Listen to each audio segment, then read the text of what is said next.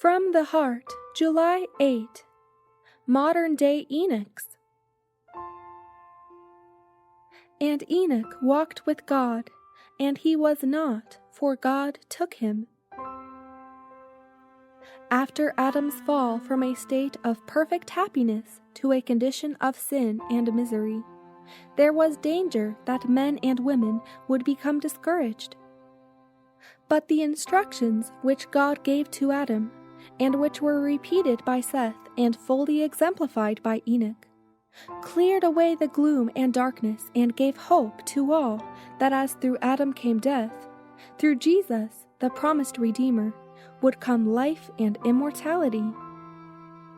In the case of Enoch, the desponding faithful were taught that while living among a corrupt and sinful people who were in open and daring rebellion against their Creator, if they would obey him and have faith in the promised Redeemer, they would work righteousness like the faithful Enoch, be accepted of God, and finally exalted to his heavenly throne.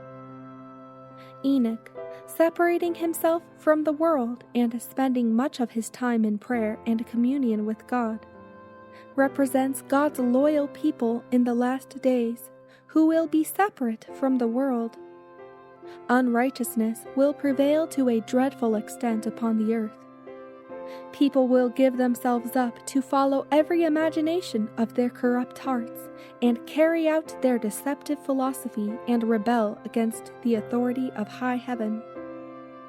God's people will separate themselves from the unrighteous practices of those around them and will seek for purity of thought and holy conformity to His will until His divine image will be reflected in them.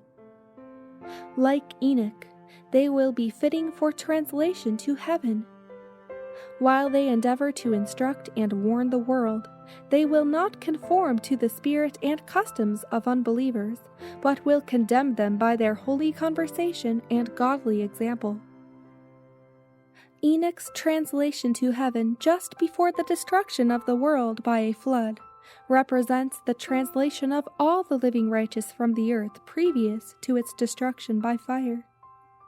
The saints will be glorified in the presence of those who have hated them for their loyal obedience to God's righteous commandments. Enoch instructed his family in regard to the flood. Methuselah, the son of Enoch, listened to the preaching of his grandson Noah, who faithfully warned the inhabitants of the old world that a flood of waters was coming upon the earth. Methuselah and his sons and his grandsons lived in the time of the building of the ark. They, with some others, received instruction from Noah and assisted him in his work.